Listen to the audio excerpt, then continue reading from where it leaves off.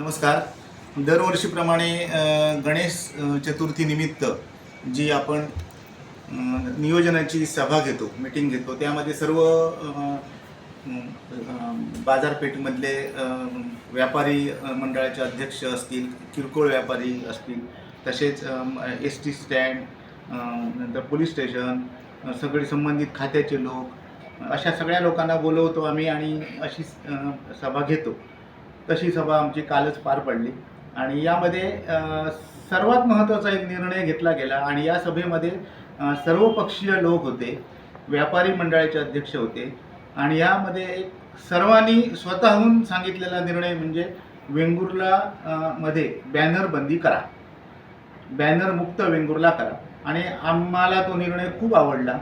आम्ही सर्व सदस्यांनी तो एकमताने मंजूर केला आणि बॅनर मुक्त वेंगुर्ला जर झालं तर अशी पहिली नगर परिषद ठरेल की ज्या ठिकाणी बॅनरच लावले जातात.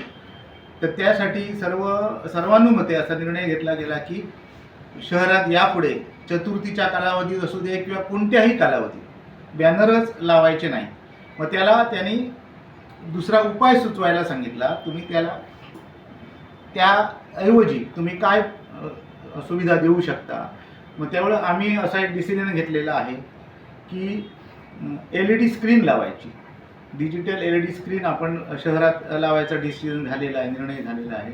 आणि त्याप्रमाणे वेंगुर्ल्यात 5 ठिकाणी आम्ही LED स्क्रीन लावणार आहोत. ते यामध्ये दाभोली नाका, वेंगुर्ला मार्केट, त्यानंतर हॉस्पिटल नाका, त्यानंतर पॉवर हाऊस, त्यानंतर पिराचा दर्गा, अशा ठिकाणी 5 ठिकाणी हे आम्ही डिजिटल LED स्क्रीन लावणार आहोत. आणि नागरिक जे बॅनर लावणारे आहेत, ज्यांना शुभेच्छापर संदेश द्यायचे आहेत, गणेश चतुर्थी निमित्त ज्या कोणाला एक शुभेच्छापर संदेश द्यायचे, त्यांनी सर्वांनी ते नगरपालिकेकडे द्यावे.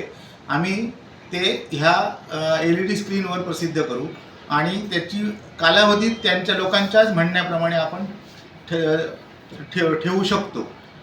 1-2 दिवसाचे, 4 दिवसाचे, 8 दिवसाचे, 15 दिवसाचे, त्याप्रमाणे त्याची फी आम्ही आकारू आणि ती फी एकदम वाजवी स्वरूपाची असेल. बॅनरला जेवढा खर्च होतो तेवढीच ती फी आकारली जाईल आणि आम्हाला या नगरपालिकेला त्यातून उत्पन्न करायचं नसून वेंगुर्ला हे बॅनर मुक्त करायचं आहे आणि त्यासाठी आम्ही सर्वजण यासाठी प्रयत्न करतोय. आणि आता ती वेळ आलेली आहे की चतुर्थी महोत्सवातच आम्ही ही बॅनर मुक्त वेंगुर्लाची घोषणा केलेली आहे.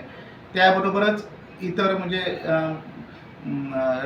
वाहतुकीचं नियंत्रण,